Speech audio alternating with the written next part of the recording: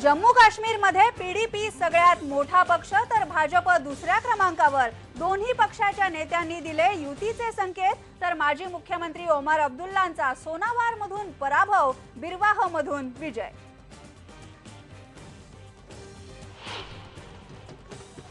झारखंडमध्ये भाजप स्वबळावर करणार सत्ता स्थापन, भाजपला पहिल्यांदाच झारखंडमध्ये पूर्ण बहुमत।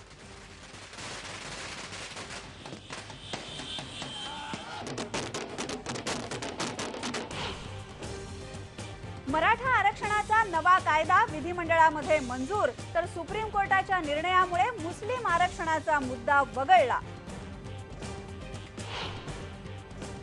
राज्यपाल धक्काबुक्की प्रकरणी आरोप असलेल्या काँग्रेसच्या 5 आमदारांचं निलंबन मागे, संसदीय कामकाज मंत्री गिरीश बापट यांनी विधानसभेमध्ये केली घोषणा।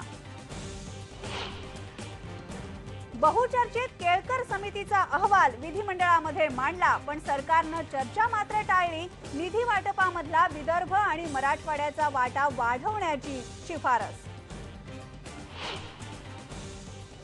राज्यामधला आडत वसुलीबद्दलचा घोळ आणखी वाढला, पणन संचालकांच्या आदेशाला स्थगिती देताना सरकारकडून गडबड झाल्याचं उघड, सरकारच्या स्थगिती आदेशाची प्रत IBN लोकमतच्या हाती। उद्धव ठाकरेंच्या मध्यस्थीनंतरही बेळगावच्या नाट्य संमेलनामध्ये पुन्हा एकदा नाराजी नाट्य। उद्धव ठाकरेंच्या पत्रकार परिषदेआधीच नाट्य परिषदेनं घाईघाईनं पत्रक काढल्यामुळे एकीकरण समिती नाराज।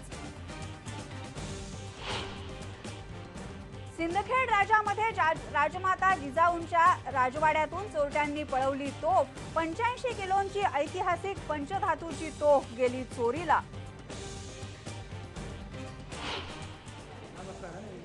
आणि ख्रिसमससाठी सजल्या बाजारपेठा, लहानग्यांच्या गिफ्टसाठी बाजारामध्ये अनेक पर्याय, सगळीकडे मेरी ख्रिसमसची धूम।